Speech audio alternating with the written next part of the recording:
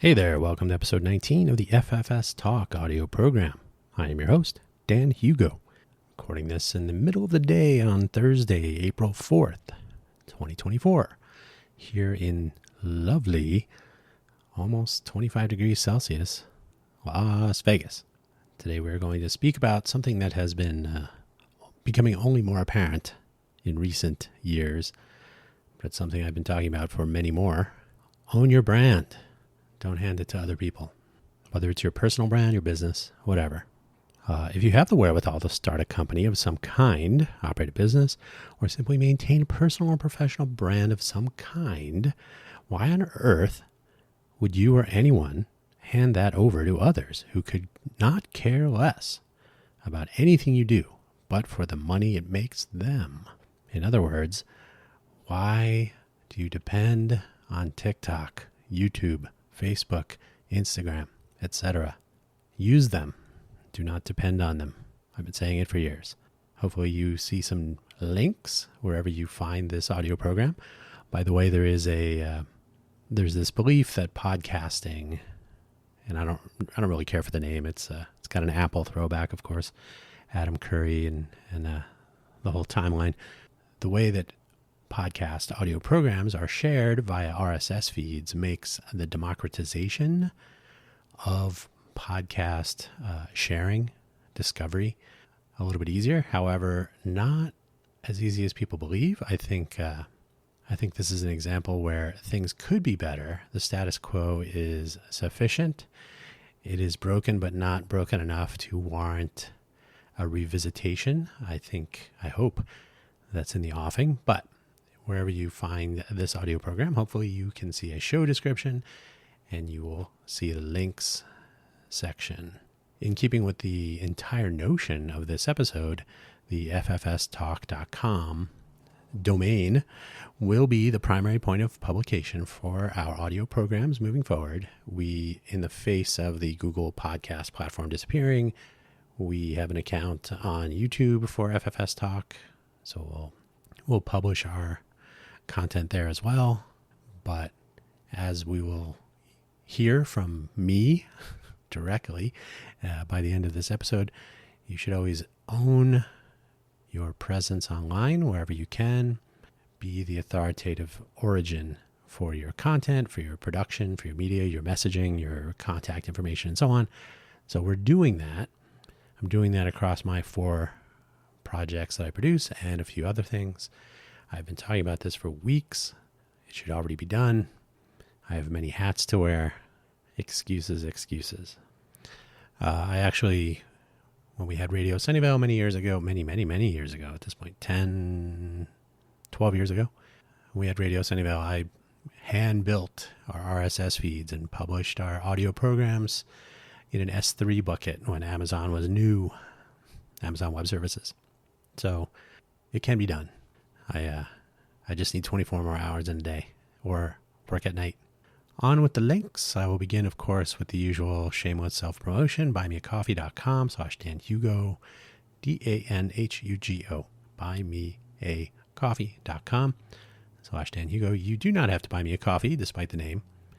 I use that profile page there as a sort of a central link page. You can find my 4 weekly audio programs that I produce as of right now, as of me speaking. The links point to a Spotify for Podcasters profile page for each of my programs. Let's Innovate for Vegas, which is a program associated with a nonprofit 501c3 public charity I am the managing director of. Quaggling Sand, Cafe Genius Impresarios, which is about the Las Vegas entrepreneurial innovation ecosystem. And this program, FFS Talk. And if you don't know what FFS means, you need to know more Irish people.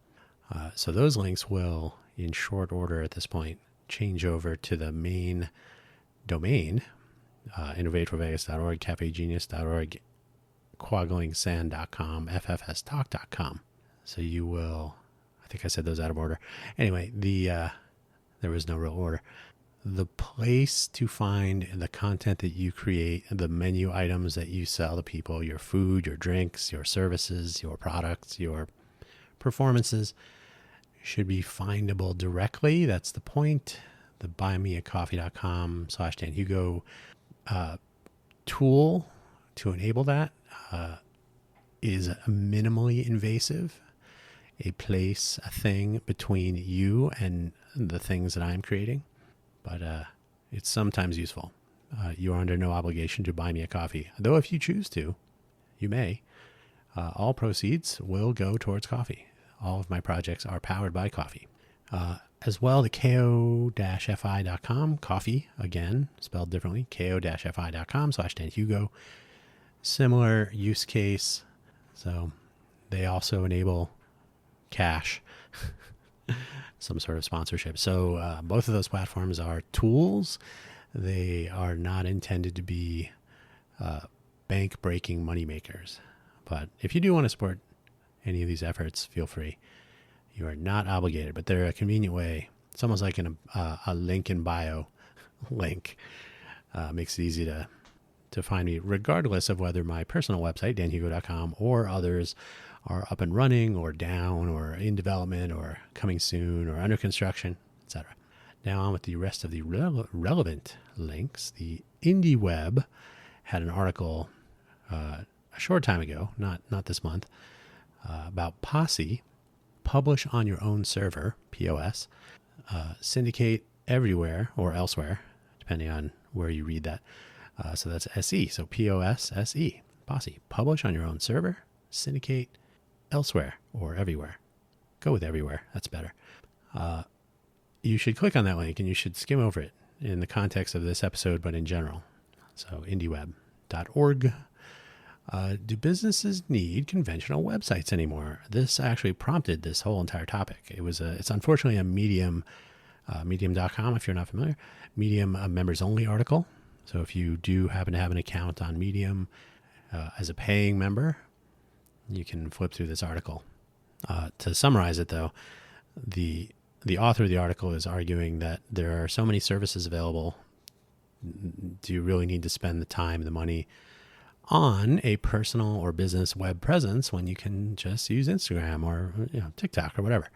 And while I have been talking about this for decades about owning your own brand and not depending on platforms like this article reminded me that it is an important thing to consider, especially in light of the news of the day, almost every day at this point.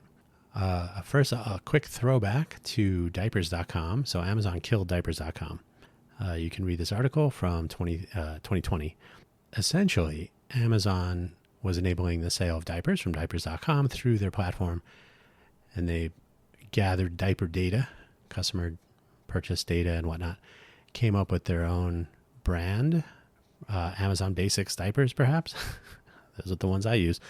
And they essentially, I think it was, I'm not looking at the article right now. I think it was $200 million. They spent a lot of money in losses. So they were doing anti-competitive pricing, the Microsoft model. So they priced their products through their own website next to the diapers.com as a competing product at a lower price. Eventually broke the business model of diapers.com and took over on their own platform as a premier diaper purveyor. So this is important to know if you are selling products on Amazon, that they can look at your data just as well as you can, maybe even better.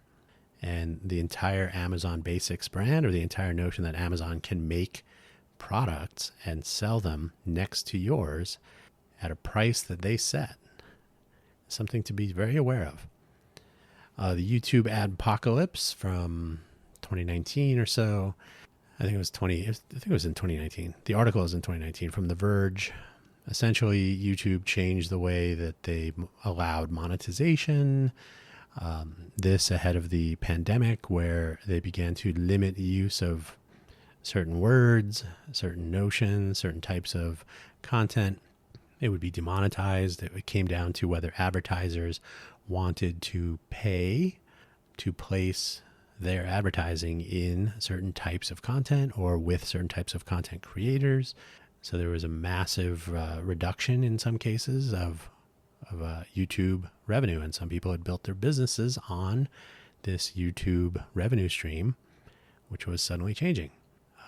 This is not to say that this is not about fairness. This is about depending on a third party to engage your subscribers, in this case, your fans. If you allow this third party to control the advertising market and the platform and how those work, you leave it to them to determine where those ads will end up. And the advertiser, of course, has a say in that. So depending on YouTube, for some creators became problematic. And so the rise of Patreon, the rise of in-program ad reads, the rise of external merch, and these are all good things, actually. These provide options to content creators. You can be demonetized on YouTube, yet still engage your customers through merchandise sales, through through other product sales, promotions, other advertisers, etc. So depending on the YouTube ad platform, when it changed, brought about change itself, which is good, actually. A pain for some content creators. I myself am not a monetized, money-making YouTube creator yet. Who knows? Probably not anytime soon. But it is important to watch what happened in that scenario to see how people reacted and what they did. And the successful content creators that had any sort of relationship with their subscribers, their fan base, were able to come up with alternative monetization schemes, and that has eventually flowed pervasively so that everybody can have a Patreon page, everybody can do in-content ad reads. Some platforms have terms and constraints on what you're allowed to read, how you're allowed to advertise. I think Twitch does this. I'm not a content creator for these platforms watching the ad rules, so I will leave that to you to determine or discover. But at the end of the day, more choices, more possibilities for publishing. Essentially, video is a heavy burden on a small business. So the ability to publish live streams, to be able to develop to deliver nice, attractive-looking video with the user controls and the availability to stream to however many zillions of people out there, are beyond the scope of some people, although that's becoming a thing to examine as a collective or even as an individual with tools like PeerTube. There are other platform choices available. I've read that people are going back to Vimeo, other platforms. So more is better. Competition is good. Think about that. And of course, owning your own platform. Never lose your videos because YouTube had them all. Right? YouTube shut down my account. What about all my content? Well, hopefully you have it backed up. Apple Sherlocking. I was not aware that this was a term until I was looking for the Apple Sherlock project. The Sherlock project, as I knew it when I was working at Apple for a time.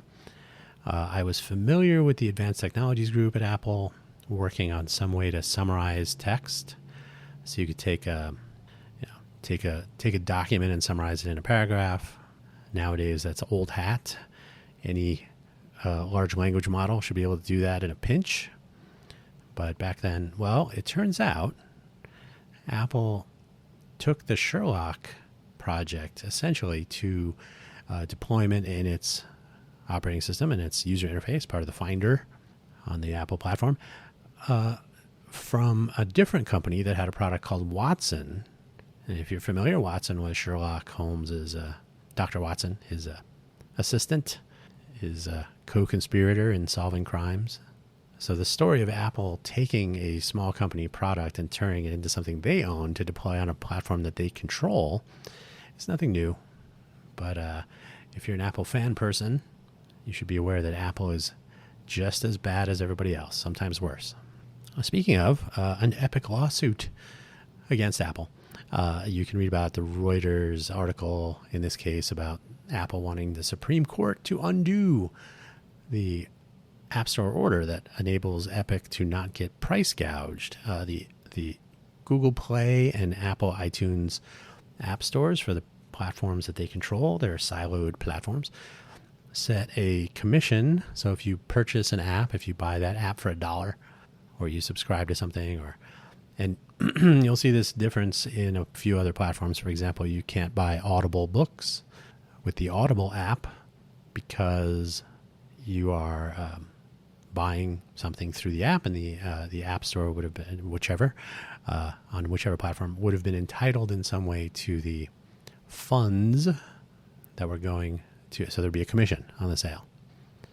Being from New Jersey, I always tell people I am familiar with this business model based on some of my family heritage. Either way, the Epic lawsuit was a bit of a game changer. It just sort of brought to light the excessive percentage, the pay to play for any publisher, Epic or any game. If you buy that game for $1 on your phone, why does it have ads every 30 seconds? Well, because they get to keep only a small amount of the money. And then Apple continues to take a little taste.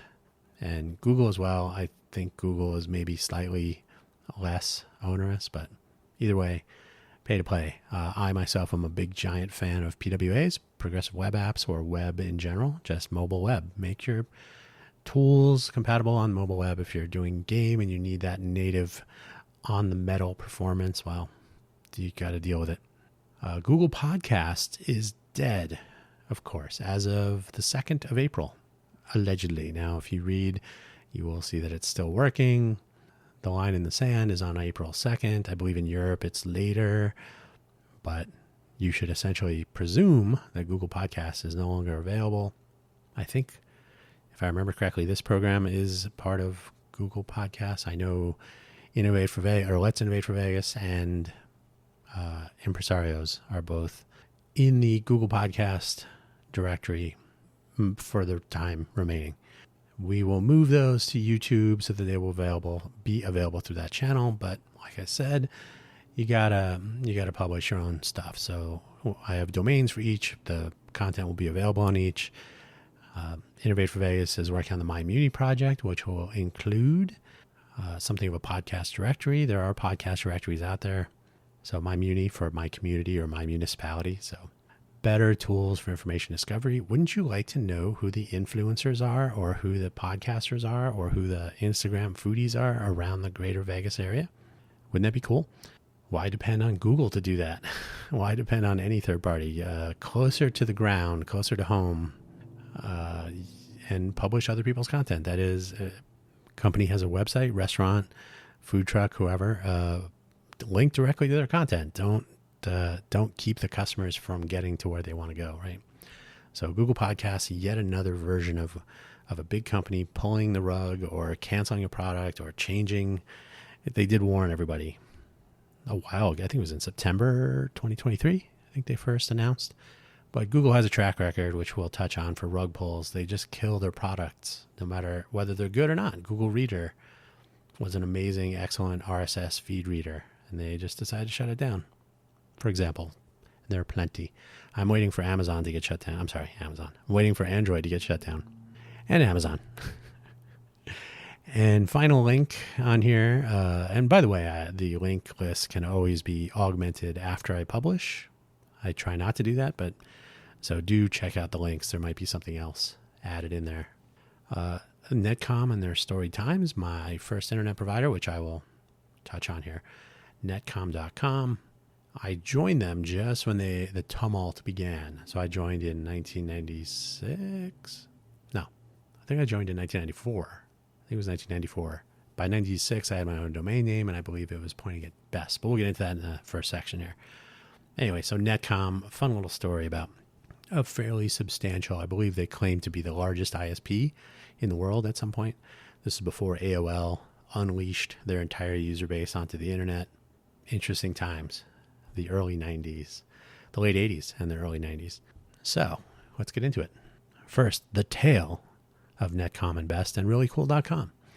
So yeah, before the internets were a thing, before you had web browsing and all that, there were services like Apple Link. If you were an Apple person, you probably had to deal with Apple Link to get information from Apple. If you were an Apple product developer. So when I worked at Supermac, you had to have your Apple Link account, get the stuff from Apple Link.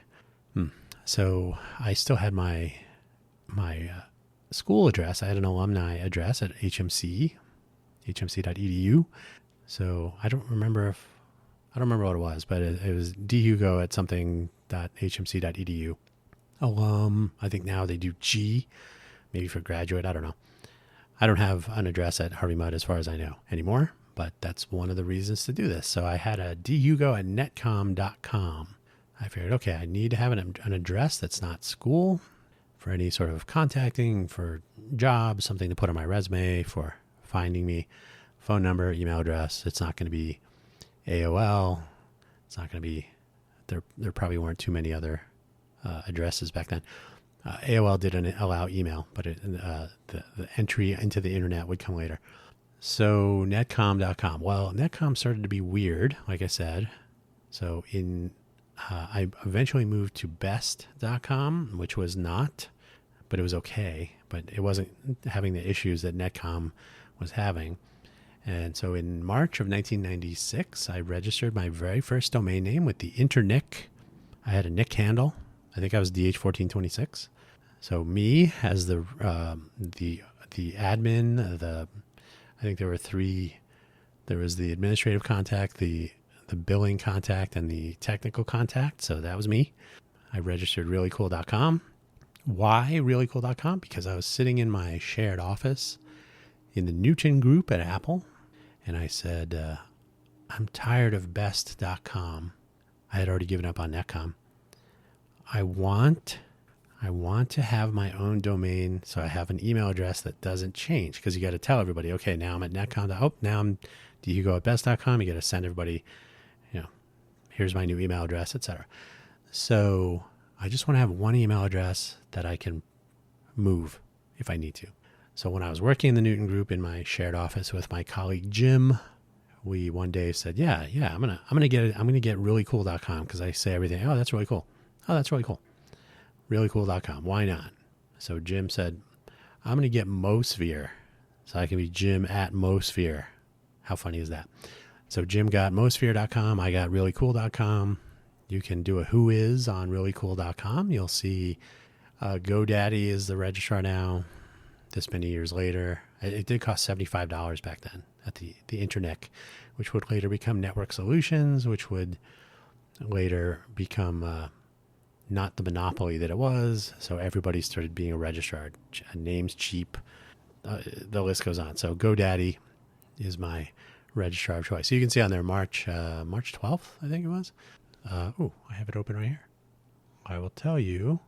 Yeah, March 12th. March 12th. Just after midnight. That can't be right. Just midnight at Zulu time. So UTC midnight, but I don't think that's correct. I think it was, it could have been. Maybe, who knows? Yes, March 12, 1996. And current today, I renewed it on March 5, 2024. So I've had the same email address for 28 years. Crazy. But it's nice because you can always email dhugo@reallycool.com. And with spam tools having come along as they have, when I had my own domain name, and this happens because if you have the same phone number for many, many years, the same phone number floating around draws a lot of random spam calls, right? If everybody on the planet has your phone number, I've had the same phone number for, I'm going to say at least, I'm going to say 15 years, something like that. It was actually, I used to have a Vonage number that I could move around. And of course I had a local plain old telephony services number, and however that has transpired over the years. When we had DSL, we had to have a wired phone, of course. I've talked about that in a previous episode of the Quaggling Sand program, the internet access, DSL and all that. So I've had different phone lines. Getting the Google bought Grand Central. Speaking of, they haven't killed it yet, so they made it Google Voice. So I've had a Google Voice number forever. So I made the Google Voice number my cell phone number. And I cannot remember when they were enabling this, but they said, do you want to make do you want to consolidate these phone numbers? So I have a different Google Voice number, and my old phone number that used to be Grand Central, then Google Voice. So the ability to map a virtual phone number. Now, it's obviously a physical number, but it's easier to move phone numbers around now. So number portability became a thing somewhere in there. The same is generally true of domains as long as you own your domain. So all the more reason to own your domain. If it matches your product or service, even better. Quaglingsand.com, that's mine. The term quaggling sand is one that I coined when I was very young. It concerns what you probably call pins and needles, or the numbness in a limb and the feeling of the circulation returning and feeling sometimes annoying numbness to that tingly pins and needles feeling. Quaggling sand, of course.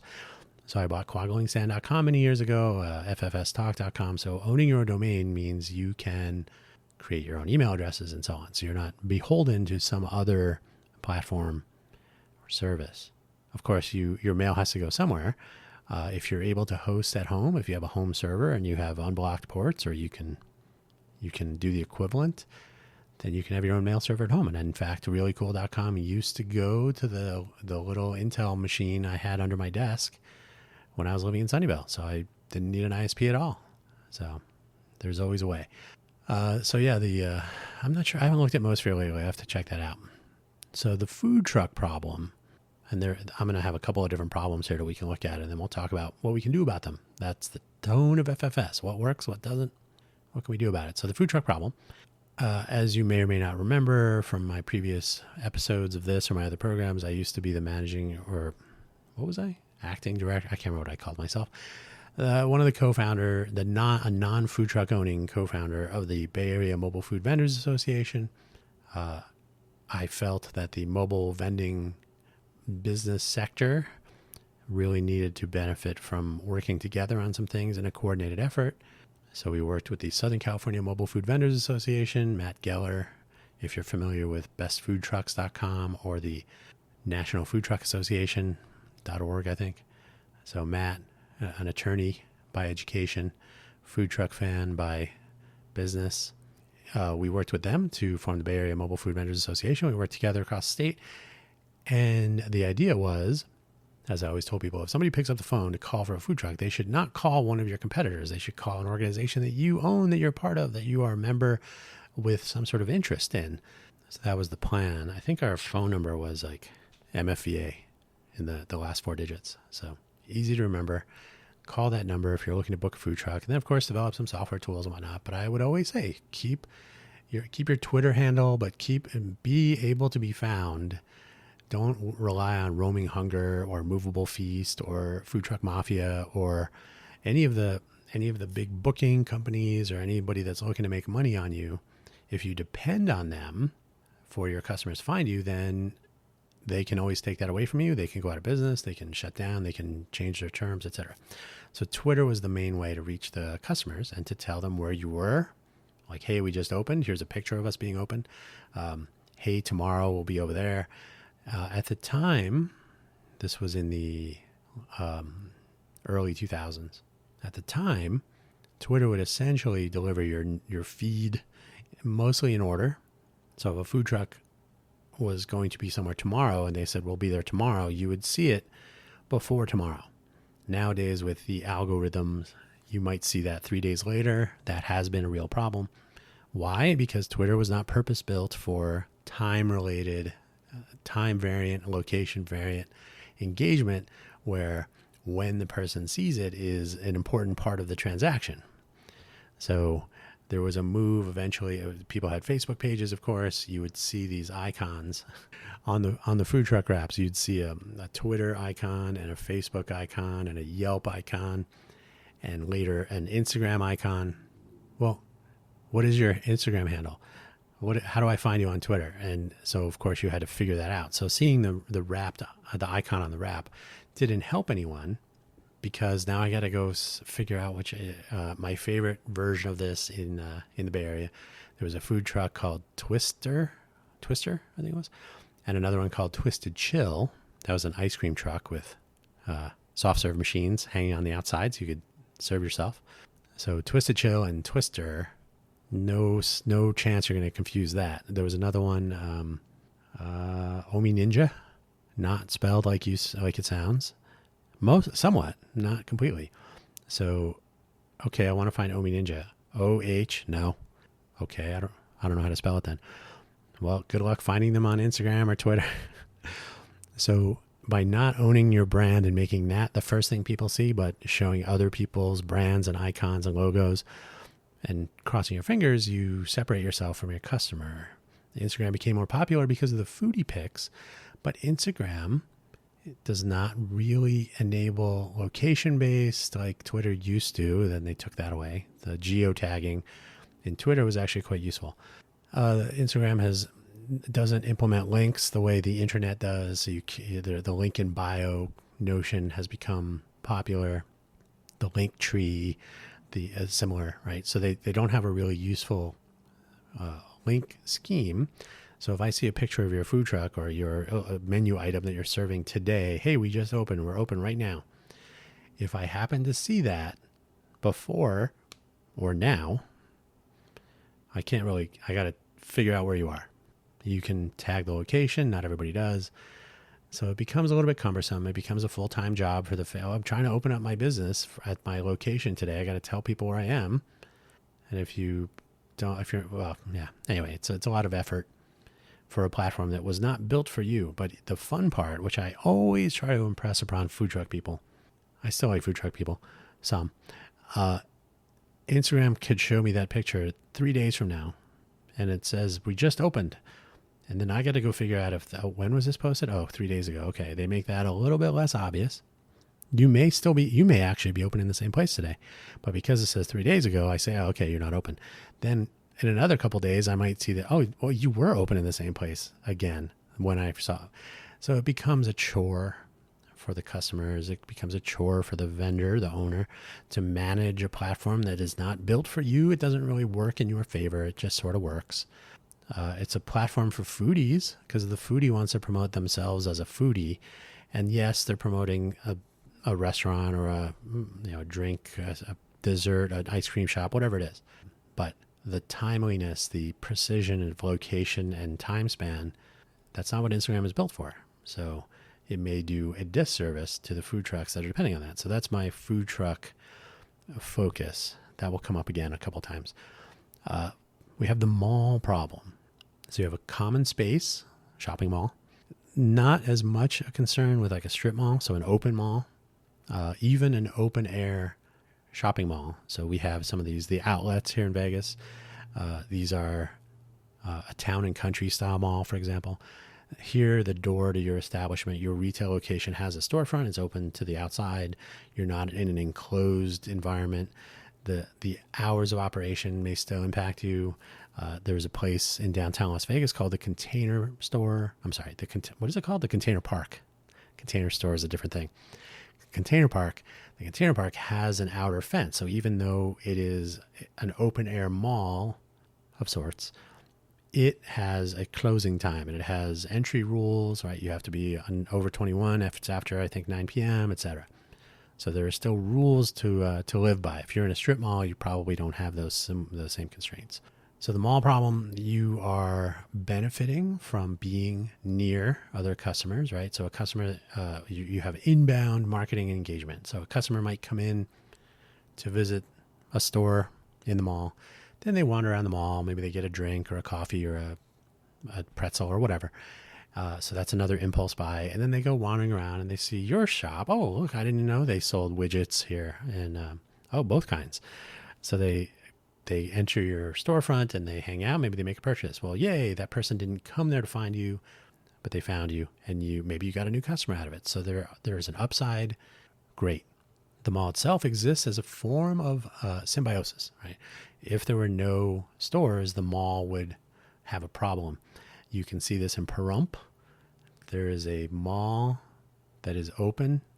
I think you can still go in it, but there are I think they just announced that the one of two stores is now closing, so there's one store remaining. So that mall, nobody really goes to that mall anymore, and nobody's going to go to that store. So they are both symbiotically dying, perhaps. But with no stores, there's no reason to have a mall. So you'll see a derelict or blighted mall, shopping mall. We should turn that into fill in the blank. But the mall exists because the stores within it, the tenants exist within it, and they pay their rent, and the rent can be exorbitant or it could be reasonable. And ideally, the mall itself draws customers, current and new, and everybody wins, right? Does the mall promote its tenants? That is, do you ever see advertising where they, the mall I used to work in when I was in high school, Metro Center Mall, Phoenix, Arizona, 27th and Dunlap. It had a nice circle of stores outside of the mall in a ring, golf and stuff, which is something else now, but your miniature golf, all manner of shopping and movie theaters and stuff. And then inside the mall, Metro Center. So Metro Center would often advertise, come for the food court, come for the, Macy's, which at the time was the Broadway, I think.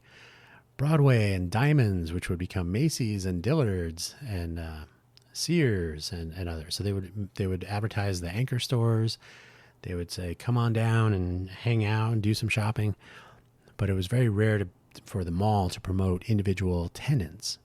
On the other hand, every time a tenant advertises for, hey, come and see us at Metro Center Mall and, upstairs near Sears or something. So you sort of have to advertise for the mall and for landmarks or other, so you're kind of benefiting your peers, your fellow tenants, and the mall itself by doing the effort that you need to do to bring your customers to you.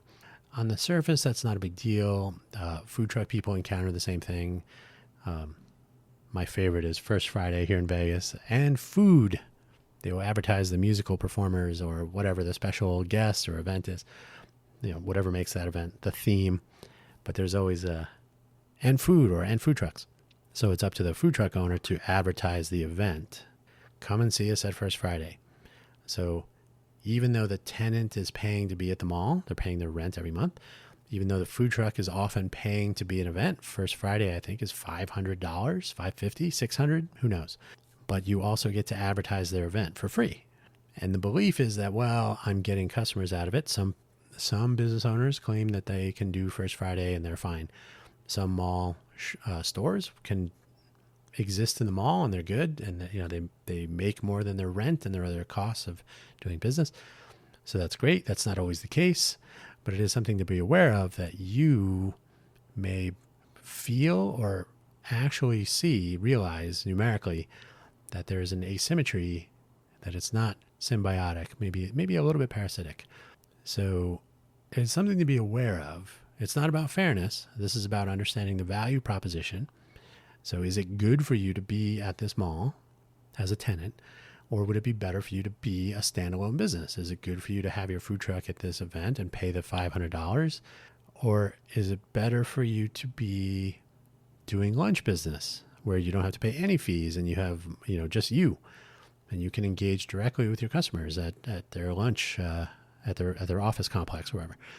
So how you engage your customers and where and how they find you, this all kind of fits together. And the mall is something of a throwback. Are malls making a comeback, or are they fading away? That's a good question. It's hard to answer. I just read that Westfield is moving out of California. So Westfield malls used to be, they were the king of malls in California. So many Westfield malls in the Bay Area, and they were really nice. And they are getting out of the mall business. And I just mentioned the mall in Pahrump. I think it's in Pahrump. It might be, it's like the last mall before California. So Pahrump or somewhere out there. Just head towards California and the final shopping center you see. So shopping malls, not necessarily what they once were. There are still shopping malls here in Vegas. The Fashion Show Mall. All the resorts have shopping malls now at this point. So you can still go shopping in Vegas. There is a standalone mall, and I cannot remember what it's called. I've been there maybe 5 times in the 10 years I've lived here, but it is, I believe, still there. So malls. Would I open a business in a mall? Probably not. The Amazon problem. This is similar to the mall problem. Amazon does not necessarily promote your presence on their platform. Depending on what I search for, depending on what's on my wish list, depending on my previous shopping or perusing, Amazon may choose to show me, I think nowadays they do like a continue shopping for this kind of thing. And they'll show you like, oh, you were shopping for widgets. We have both kinds. Oh, we have a third kind. And so they'll present you with similar products. The products that they present you with may or may not be similar, but they may also be Amazon products that are placed next to the products you were looking at. They may be price competitive. They may be loss leaders. That was the diapers.com scenario, right? So if you're looking for diapers, well, why don't you look at our diapers? So you, by controlling the platform, but the mall controls the entrances, they control the hours of operation. They say whether you can sell a certain product, right? No, we don't allow alcohol sales in the mall. Although that has changed quite a bit over the years. So now you can have restaurants in the mall that you can't have a liquor store in the mall, but you can have a restaurant that might serve alcohol. We have those in Vegas. So the mall kind of sets the terms for doing business in there. Same with Amazon. So Amazon will tell you, perhaps, I'm not an Amazon seller, but you tell me, you're not allowed to sell your products on your website or in other venues or platforms at lower prices. So Amazon must always have your best price. And Amazon takes a substantial percentage, commission, or however they couch it. You may be doing fulfillment through Amazon. So maybe you store your products in their warehouse and they deliver it for you. So it's delivered by Amazon. You probably pay a percentage for that as well. Like I said, I'm not an Amazon merchant, so I don't know the finer points, but I do know that they do get a nice sum, a tidy sum, for enabling that connection to your customer. So Amazon gets to sit between you and your customer, and you say, I want to sell my product. And your customer says, I want to buy your product. And Amazon says, come on, give me a taste. So Amazon gets a percentage and they handle the shipping. Now the upside for the customer, if there's a problem delivering the product, the Amazon will deal with it. I'm sure that flows back to the merchant. But at the end of the day, Amazon gets to be the sort of traffic controller, Amazon traffic controller, ATC. If they do come up with a competitive product, it may be based on data that they're collecting from your customers. That is, I know people are searching for diapers. What if we make our own diapers and we sell them at so low a price that diapers.com cannot possibly survive? And diapers.com cannot sell them on their own website at a competitive price. And I don't know when these different terms have come out. And so I think Amazon is becoming more and more aggressive over time. But if you are hamstrung, if your wrists are tied, if you are unable, if you are disallowed from conducting business directly with your customers at prices that benefit you because you want or need to be on the Amazon platform, you'll have decisions to make. That is their platform. They have spent a lot of money to develop their position, their logistics, good or bad, their customer reach, their customer service tools to find products. Their search engine sucks and often presents unrelated items or items that kind of screw you over by presenting theirs first, et cetera, et cetera. So there are a host of problems. But some merchants, some businesses depend on the Amazon channel to reach their customers. So when the terms change, they got to, that's it. We got to deal with it. I myself, I've wondered if you are constrained by the terms of service, by your merchant agreement with Amazon, could you have a completely separate business that is not related in any way, name, EIN, et cetera, et cetera. So you have a business that engages with Amazon, but you have another business that is not encumbered by this agreement, and you can sell directly to your customers so that every time you make a sale, you make sure you say, hey, by the way, did you know this other product from this other website? So you'd have to be careful about how you couch this. But end of the day, the Amazon problem is real. I think anyone who's a customer of Amazon can see that there are occasions where pricing is out of whack, where the selection of products that are shown for a given search seems a little odd. The impoopification. I didn't put a link to Cory Doctorow. Well, I'll add that in at the end. The Cory Doctorow, what you end up with is platforms that start off favorable, and then in the interest of their own profitability, they end up kind of screwing over all of the other parties. And so I believe he was talking about TikTok when he first mentioned this. I think it was in 2022. So I'll get that link. But I've linked to it many times across a few different of my shows, episodes. So yeah, Amazon started off with books. They became the place to go. If it isn't on Amazon, it isn't anywhere. That used to be the motto of many shopping malls. So if you can't find it at Amazon, you can't find it. And now Amazon is just as bad as any other big giant company. But the terms of service are what they are. You agree to them. You have to be aware that if you anger your host, I've read anecdotes about people posting negatively about Amazon and suddenly their Amazon account is suspended, which makes it difficult to operate your business. You can be limited, or you may be completely kicked off. You may be shut down completely. I can't remember the names of the products. There were products that were called counterfeit, fake products, and they are removed from the platform. That brand is no longer allowed on the platform. But you see other products that are very clearly counterfeit, or you have anecdotes again from people. This didn't look anything like the picture. It came used. It said it was shipped from wherever. It said it was made in this place, but it actually came from that place, and it looks broken, or whatever. Right there's a person in Henderson, and I cannot remember, Freaking Reviews or something. He purchased products that seemed similar, but he would show the differences in the packaging and so on. Like, this looks like brand X widget, but it's actually, completely different. And he would highlight the change. Anyway, so it's something to be aware of. But once again, it is really about value proposition and risk assessment for your business. And the same really goes for customers. I myself do subscribe and save. So every month I get 5 to 15% off some things that I buy on a recurring basis. I'm starting to see that the prices on those are not quite as competitive as they might be. So laziness or comfort perhaps will let people stick with their Amazon purchases, and that's hard to fight against. So you end up having to deal with their terms and their substantial percentage and their limitations of your own free trade and so on and so on. So something to be aware of. Speaking of the platform pricing problem, so Apple and Google app stores have been gouging on commissions, especially the iTunes app store for iPhone.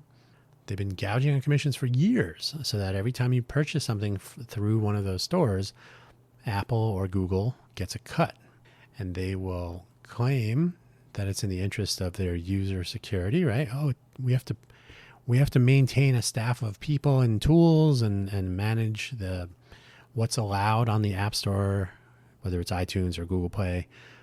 We have to do work to manage and secure what's available on the platform for our customers, and so that is an expense that we have to pass on to you. Plus, you're making a sale on our platform. We're enabling your business, therefore, we get a cut. So, on the surface, that seems reasonable. Okay. Unfortunately, the Epic, it's a game company, they brought a case against Apple.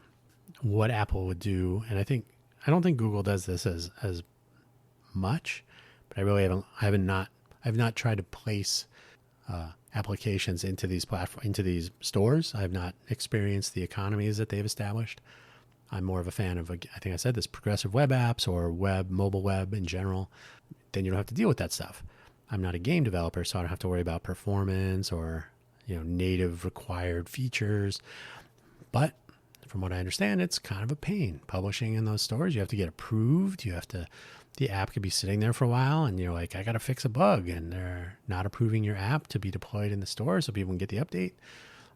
Very frustrating.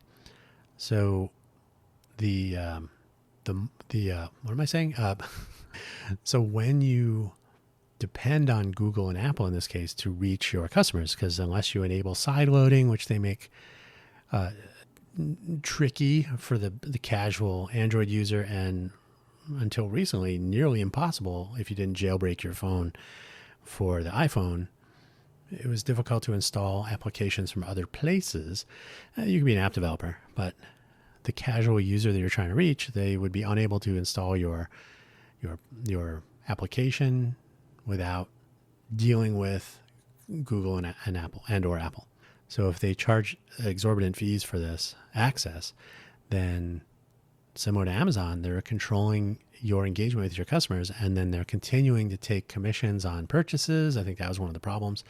Like, if you buy another thing in-app purchase, Apple is requiring that you use Apple payment products. So now you can't take credit cards or other payments directly. You have to use the Apple payment services, on which they would collect more fees and commissions, and the list goes on. So the platform controls the engagement and thus the pricing because they get a cut. So you, as the seller, as the game publisher, as the developer, you must factor that into your pricing. So if they set the prices at $1, or if you can sort by price, you're like, well, I need to get $1.25 to make up for the fee that they're charging. Well, suddenly yours is the most expensive version, so nobody buys it.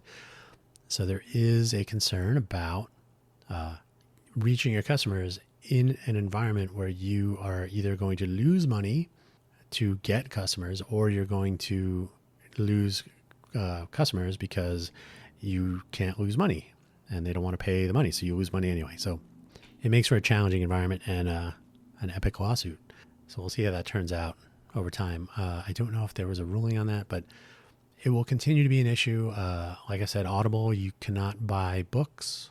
They do get around that with having credits. So you can get a book with a credit, but I don't believe you're allowed to purchase a book through the Audible platform on your phone. You got to do it through the website.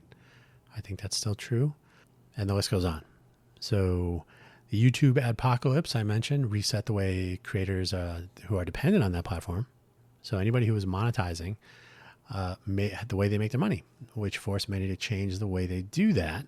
So that brought about the Patreon and I think Patreon already existed, but it really took off. You'll see more in content ad reads, which were popular on podcasts forever ago.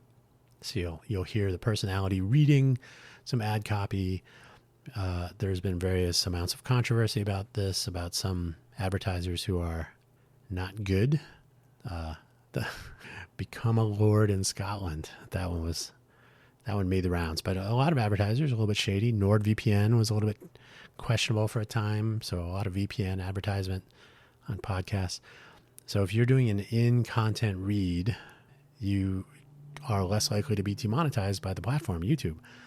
So you're not handing over your entire revenue stream to the third party, the advertiser, to determine that, I don't want to advertise on this platform. So YouTube and the advertiser could say, we don't want to advertise on FFS talk. We don't like that first, so the second F, not our cup of tea or pint of Guinness.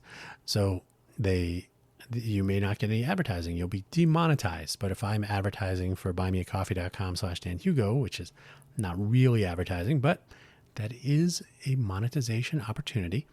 And as long as my content is reachable, then my listeners will hear that not quite an ad read, but so you see what I'm saying. So the platform pricing, so what YouTube would do then is they reduce the amount of monetization potential for their content creators that are publishing on their platform. So now if you are stuck using YouTube to reach your fans, your subscribers, and you were depending on those revenue streams to pay your production staff, your fellow presenters, however your structure worked out, suddenly you are now put at risk because of their change in essentially their pricing model. You're not going to take home as much money as you once did. So it's up to you to change that. And some platforms, I think, like I said, I think Twitch, but who knows? Twitch changes every couple of weeks. Much like Apple, like, okay, you're not allowed to do these things inside our platform. So you're not allowed to sell things. We have to still get a cut of it, or however that works out. But the important thing to realize is that the platform that you are depending on, if they are going to set and perhaps change their pricing model to you so that you have to pay to play, almost literally, to engage with your customers. And if that's the only way you engage your customers, then you get what you get. If your ad revenue drops by 80% because of Adpocalypse and you have no other way to monetize your content, you may be going away. And because YouTube has no particular interest in you, they're well beyond the symbiotic, like, without content, we have no YouTube. They got content. So if you were impacted because your content was not advertiser friendly and you can't afford to continue to publish and you have no other revenue streams to support your content creation, no, YouTube will go on. They will kiss you on the cheek, put a tag on your toe, and send you to the morgue. So this is just a fact of life. And it's not a question of fairness. YouTube is a business. YouTube is a business operated by a public company. So they have fiduciary responsibilities. They have responsibilities to advertisers, because in their case, if advertisers go away, then then they have a problem. If content creators go away, they don't really have a problem. They got plenty. But if their advertisers start pulling back on revenue streams, and you can see this on Twitter, so if advertisers decide, we don't really want to advertise on the YouTube platform, or we don't want to advertise on this entire type of content creator. We don't like science. We don't like conspiracy theories. We don't like political, whatever it is. So entire classes of content creators or entire topic areas. This was a big thing during the pandemic. Like, you're not allowed to say the COVID, nope, don't say that word. You get demonetized. So you kind of accept those terms and conditions, and when they change, you accept them again, and so on. So it's not about fairness. It's about understanding the value proposition to you and the risk assessment to your business should terms change. The rug pull problem. No company is better than this than Google. As I mentioned, Google Podcasts got discontinued officially on the 2nd of April, 2024. Apparently it's still running, but the line in the sand was drawn April 2nd, announced back in September 2023 that the podcast platform would be going away. Publish instead to YouTube Music, which has a podcast section, or however that works. So I do have a FFS talk on YouTube. So I'll move the audio programs over there. Will we have a video platform, content channel? Maybe, we'll see. But the fact is, Google has once again decided to pull the rug on anyone who's depending on Google Podcasts, especially to reach their Android users who wanted to have a podcast application on their mobile device that they could listen to podcasts on a regular basis and keep track of their feeds and their favorites and what they listen to when and all that. So wherever you get your podcasts sounds like a great thing until people get locked in. Like, oh, if you're not on iTunes, then I don't even know how to listen to your podcast. I've heard that. I only use Spotify if you're not on Spotify. So do you know how to find my feed? I don't even know what that is. So the notion of the flexibility, the decentralization of RSS feeds for listening to podcasts is a little bit too jargony, I think, and it hides it behind the big players. Spotify, Amazon Music has podcasts, right? So you can add your feed. I think at least 2 of my feeds are on Amazon Music. This show and Quaggling Sand, I need to diversify where you can find them. But really, I need you to be able to find my home site, the primary publication point, as I like to say, for the program, so that you can start with, I'm looking for the FFS Talk audio program. I will go to ffstalk.com and, I can get the RSS feed directly. I can get the schema.org marked up content that is human readable and machine discoverable, which I think should be the new way. RSS requires people to understand and use a different tool. HTML has come a long way. But anyway, the rug pull problem is the platform that you depended on goes away or change their terms of service substantially. So the adpocalypse could be an example of this for YouTube. They make changes that break the utility. They substantially impact what you are able to do with the platform. And if you were depending on that and that dependency gets broken, you may have to deal with that. It's a little bit of a fire drill sometimes. So they've killed a lot of things. Google has killed off a substantial list of things. And I think I mentioned Google Reader was awesome, went away. So the list goes on. Google should never be trusted. Would you build on ChatGPT or Google Gemma?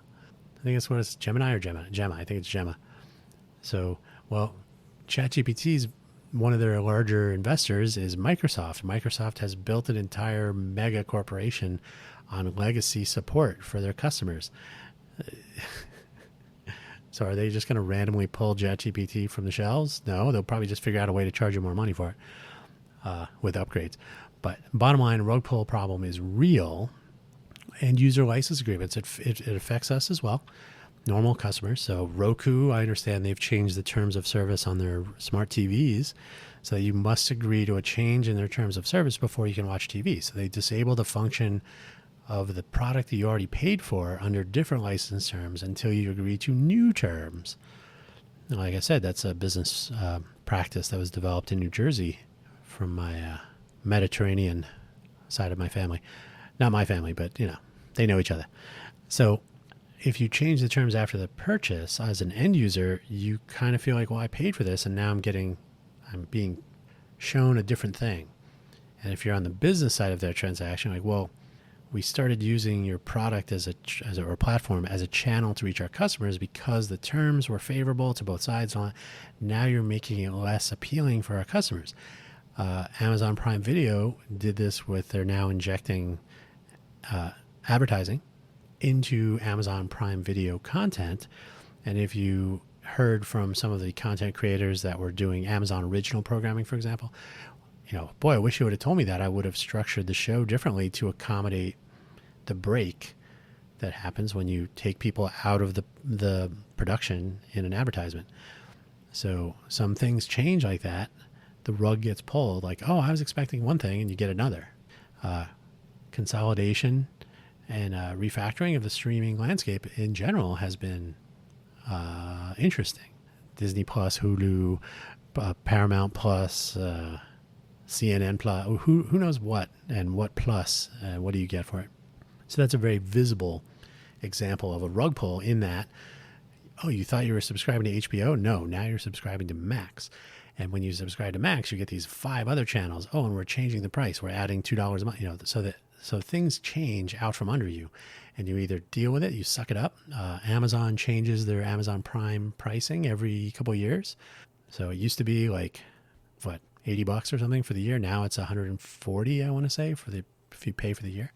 So you just keep changing the terms. You pull the rug a little bit, and people have to deal with it. So the open source world is seeing something similar. Some very popular projects just in the last week or two with Redis, the last couple of months with Terraform from HashiCorp. People have come to depend on them, and they build businesses on top of them. So they change the terms of their licensing so that it becomes difficult or impossible to continue with the business you've built on their open source project. Here again, it's not quite about fairness in so much as it's a question of expectations and social norms in the open source community. But also, if you create, it's almost like the minimum wage problem, right?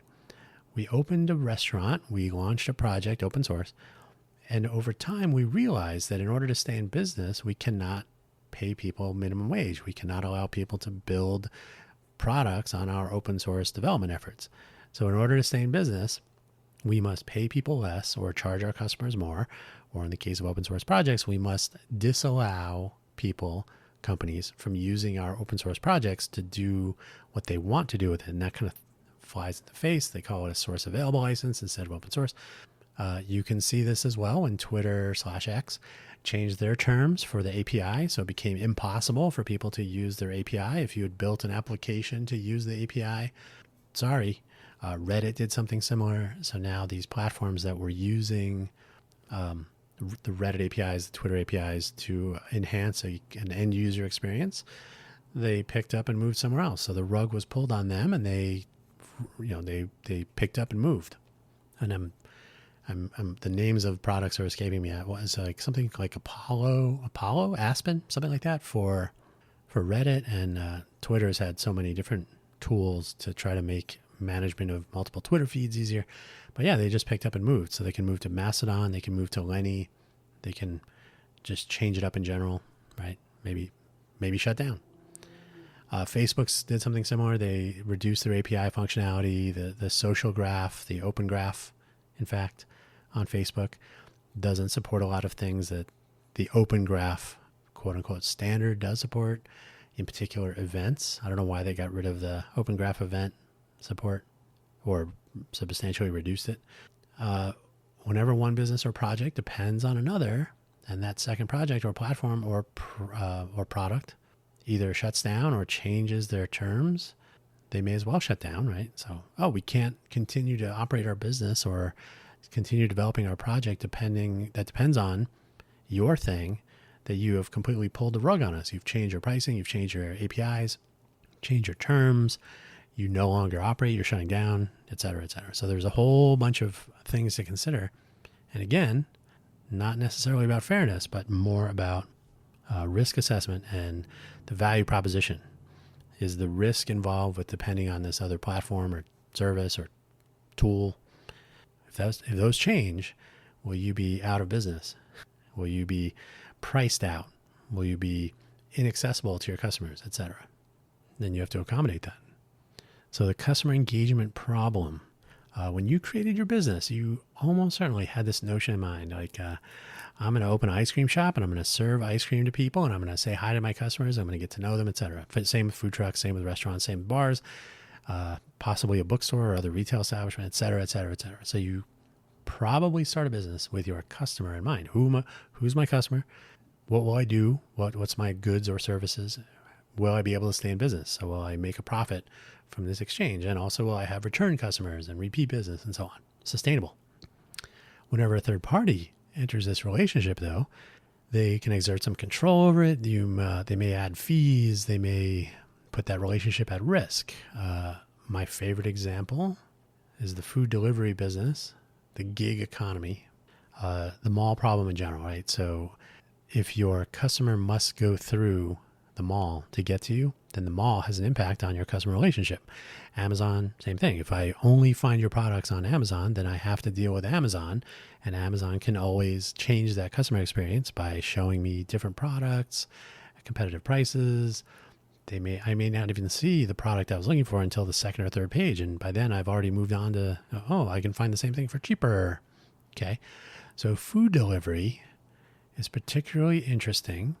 And I was seeing this with food trucks. So food truck people suddenly said, I would like my customers to be able to find me, have a driver, DoorDash, or Uber Eats, whoever. I want them to be able to come to my food truck, pick up the food, and have it delivered to them. So I spoke to several owners as they were experimenting with this before the pandemic, 2019-ish. My food gets there, it's cold, it takes forever. So it takes a long time, and by the time it gets there, it's cold. It's not the way I want. I don't get to talk to the customer. More than once, I've heard of food delivery services claiming that they deliver for a particular vendor, but then not actually working with the vendor. So the vendor has no idea that their food is being delivered by people. They have no control over that relationship. They have no control over the quality of the delivery, right? They can't even stop them. They have no idea. They are completely removed from the transaction with their actual customer. So your customer engagement is sometimes broken completely. You'll begin to see bad reviews. I ordered food from Acme Food Truck and got there cold and half of my french fries were eaten. And the Acme Food Truck owner is like, what? We don't do delivery. Yeah. So same can be ghost kitchens or any restaurant, any food delivery services that are doing mysterious delivery services. Can be a challenge, right? So if you choose to depend on third parties, if you choose to depend on Discord, Twitter, X, Facebook, Instagram, TikTok for any engagement, if you're customer engagement or community engagement, right? So say you have a small c community of your customers or fans or subscribers who want to chat with each other or chat with you, and you have to deal with terms of service and content moderation and any other limitations, rules put in place by Discord or Facebook or Instagram or whomever, TikTok. You have to abide by their rules. So if your community, if the people that want to talk to you, but you have to use Discord or whatever, some chat platform, Twitch, whatever it is, if they violate the terms of service of the platform, you may be fine with them, but they may not be allowed to say certain things or do certain things. And so they get removed, or maybe you get removed. You never know. You never know how that's going to flow, right? Depends on the rules of the day of the platform in question and whether you are following them, whether you're testing them, whether you're bending them too much. If they change their course, I know Discord recently announced they're going to start inserting advertising. So that will change your experience. It will change the experience of all the people using Discord, where they get to see these advertisements that they were not seeing before. So ad placement out of your control, perhaps. So I'm not sure how that's going to happen. I do have, I even have a Discord server for this program, FFS Talk. I have not used it in forever. So maybe we'll bring that out, but maybe Discord is not the way to go. We'll see. You have no control over that. So when you depend on a third party, you lose a certain amount of efficacy, right? You lose the ability to affect change or to improve. It may make a bad end user experience for the people you want to communicate and interact with and maybe sell to. You don't get to make that determination if you leave it to a third party. Will your efforts suffer? Once again, it's a value proposition and risk assessment. So when I saw that article, so we're coming to the end, don't worry. When I saw that Medium article about whether you need your own website, basically, I left a comment like, if you have the wherewithal to be entrepreneurial, if you actually form your own business, you should own your own brand. And I noticed this when I saw Toyota, for example, was sending people to Facebook.com/Toyota or whatever it was. Like, find us on Facebook. Why on earth would a brand like Toyota, the car company, send people to a different company? Visit Toyota.com. There could be a link to your Facebook profile on the page, but make sure your customer knows where to find you. If you leave Facebook, and I've seen this happen, although I hope it's not too common. Oh, their Facebook page is no longer updating. I guess they're gone. If Toyota decides to not update their Facebook page anymore for whatever reason, or Facebook goes down, or Facebook blocks them, or disables their account. Oh, I guess Toyota's not in business anymore. Like, are you kidding? Go to Toyota.com. So the onus goes to your customer to do some spelunking. This happens, to beat a dead horse with food trucks. Food trucks are a small business. They're faced with many challenges. They're not in the same place. They have a vehicle that can break down. The cost of repair may exceed their available funds, etc. So it's a challenging business. How do you know if a food truck is in business? You just got to look around and see if they're still showing up on social media in different places. Like, if they haven't posted in 6 months, they may not be in business anymore. Do they have a website? No. So you just have to rely on observability. So a positive customer engagement, that is active, a proactive customer engagement, not passively saying, well, find us on Instagram. You're subject to algorithms. You're subject to user data collections. You're subject to the reputation of the platform, right? Twitter, X, probably the most visible example lately. You're subject to regulations. TikTok, the most obvious one lately. But you depend completely on a third party. You get what you get, right? Oh, I had to get some water there. My voice is really running out. So anyway, make it easy to be found. Have your website, even if it's a one-pager. If I know where to find the FFS Talk audio program, and if you clicked on ffstalk.com, if you type that in somewhere, right now you would see a parked page, right? So that's on me. You should always be able to find the business you're looking for, ideally the person you're looking for, regardless of whether you're following them on LinkedIn or they're following you. You should be able to find where an event is taking place, regardless of whether you're subscribed to their Facebook feed or whether you're following them on Instagram. So it's essentially like a form of vendor lock-in where you're handing over your seeding control of your engagement, your outreach or discovery. You're letting other people control that who don't have your interests, right? Every one of these platforms. And we didn't even get into dating platforms.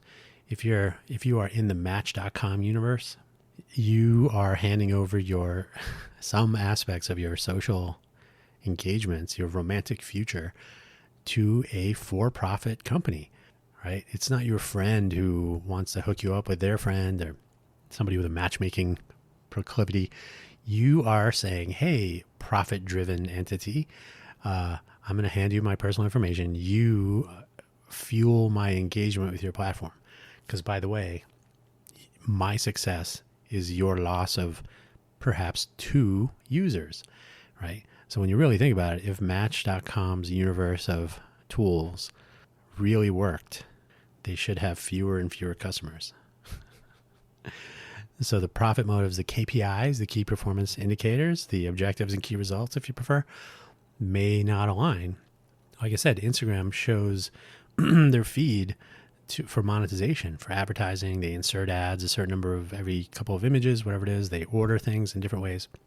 So if you're advertising an event that's taking place tomorrow, You got to advertise for it weeks in advance so that people will see it, because I may be seeing those ads the day after, a couple days after. If it's a paid ad, you may have a campaign end date. But if you post, you're just a normal food truck owner, you post about you're coming up on Foodie Fest, or you're going to be at the Great American Foodie Fest is coming up, or you were at Foodie Land, which was last weekend here in Vegas. I may see your post today, Thursday, April 4th. You were at Foodie Land on the 29th, 30th, 31st. So what good does that do? I'll be like, oh, I'm going to head out there. Oh, wait, I just noticed that the date is from 7 days ago. Oh, okay, I'm not going to go. So you put onus on your customers because the platforms are not built for you. So if you own your own website, if you control your presence on the internet, if you're able to engage directly with your customers, you can still use Discord, you can still use Twitter, you can still post on Instagram.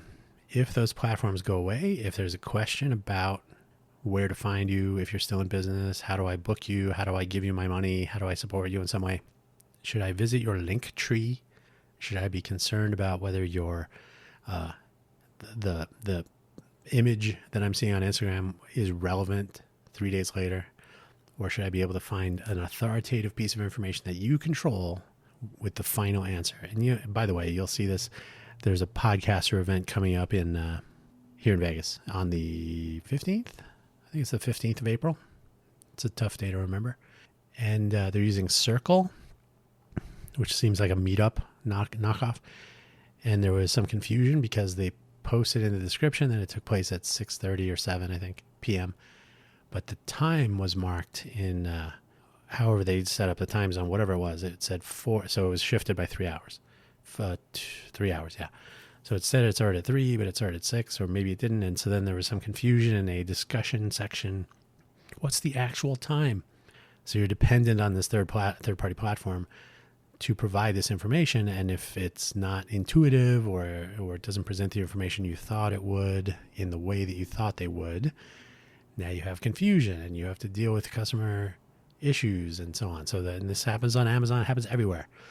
So if you have a customer experience that you want to work for you, if you have customers you want to engage and maintain a connection with, and you insert a third party or third parties between you, you get what you get. And that's something to keep in mind. So end of the day, Posse, publish on your own server, publish on your own domain, own your domain, own your content. At the very least, maintain a copy of it. If you're pushing your video to YouTube and you're like, well, I got 5 terabytes of video content. Well, buy a hard drive. If YouTube decides to cancel you for some reason and all of your content becomes inaccessible, if you lose your subscriber base, I had 1 million subscribers and now I can't reach any of them. Every single subscriber should know how to reach you. What's your main website? Well, you can find me on Instagram. Really? Spend however many dollars it is per year to at least register a domain, get a one-pager, go to Squarespace or Wix or whatever. Those are not paid. Those are just tools out there. Have a one-page landing site that you control. Maybe about.me. I have an About Me page. Maybe a link tree or a bio. There are various link in bio services now. One-pagers, they're free. Even those can go away. If you own a domain that will always be yours, wherewithal.com, registered in 1996, still got it. Same email address, same everything. Is there a website there? Not today, but I'll do an episode of Quaggling Sand probably on the evolution of the reallycool.com website over the years. Posse is something I myself am leaning into, so I've stopped using or depending on Twitter, Facebook a long time ago, Instagram. Those are interesting. They are somewhat useful sometimes. Should I depend on them? No. If I'm only seeing your event or your product or service advertised on Instagram and I can't find that information anywhere else, that's only good for Instagram. It's not good for you. It's not good for me. So own your brand. Consider having a website. I'm not even a web designer, so I'm not even pitching you any of that. But take control of your presence online and into the future. Don't worry if you get canceled on Facebook, if your account gets suspended on Amazon. Always have that second or third way, but always keep your customer list, keep your engagements with your customers yours. Don't hand them to somebody else. If somebody doesn't want to share their contact information with you, they're not your customer. They're Amazon's customer. So keep that in mind. My 2 cents. If you want to come on and talk about this sometime, don't forget we do have the possibility of having guests. Why not? It's my brand. I control it. I can do whatever I want. So come on and we can talk about this or anything else. Do you have an idea that we should fix? Is there a problem that could be solved? Is there a way we do things that could be improved? That's the whole concept behind FFS Talk. Let's talk about it. Buymeacoffee.com/Dan Hugo. You don't have to buy me a coffee, but you can see what else I'm working on. Take it easy. Thanks for listening. Bye-bye.